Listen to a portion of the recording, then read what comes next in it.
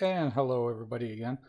It's been a while since I made a video. I apologize for that, but been tied up. I had all kinds of stuff going on. So, but we're back, and this episode I decided to review the Dillon Super Swage. Um, just in case anybody doesn't know what the purpose of this tool is, it's for handling military brass. I got a couple pieces right here. Right, so the military crimps primers in.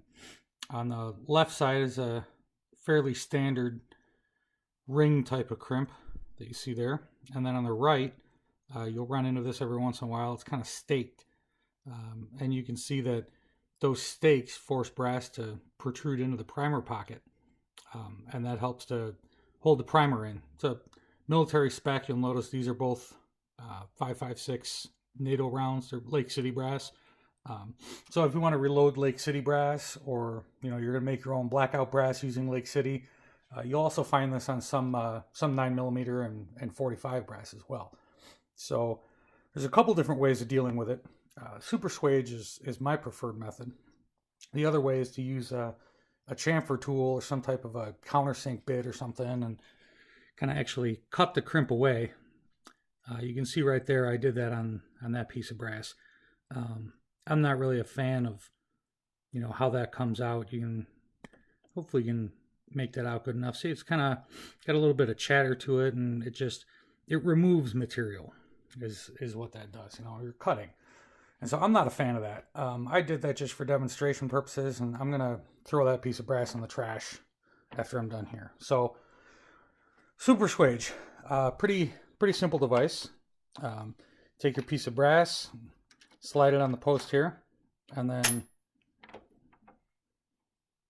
it's kind of hard to do this with one hand, but you'll just get that to line up with the tool.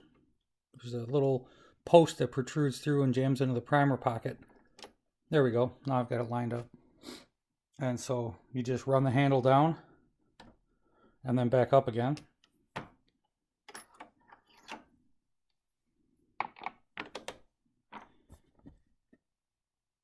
And now you'll see that crimp has been dealt with. See the nice rounded edge, and we're able to put a primer in there.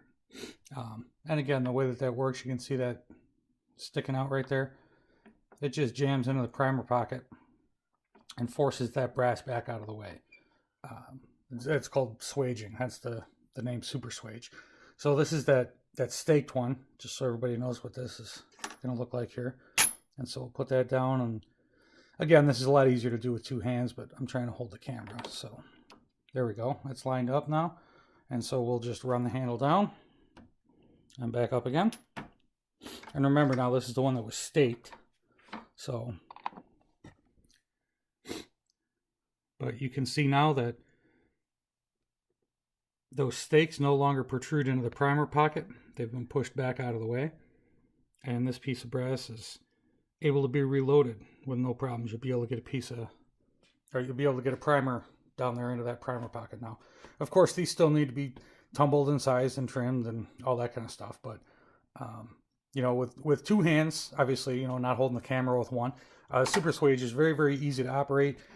Doesn't require much effort at all. I mean, I was using like 2 fingers to push that down, so very easy. Doesn't necessarily have to mount to a bench.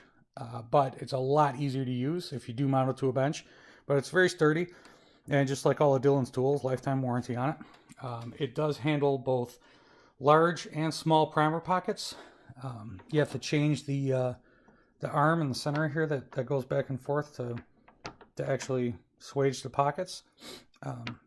So it does require a little bit of disassembly to change that.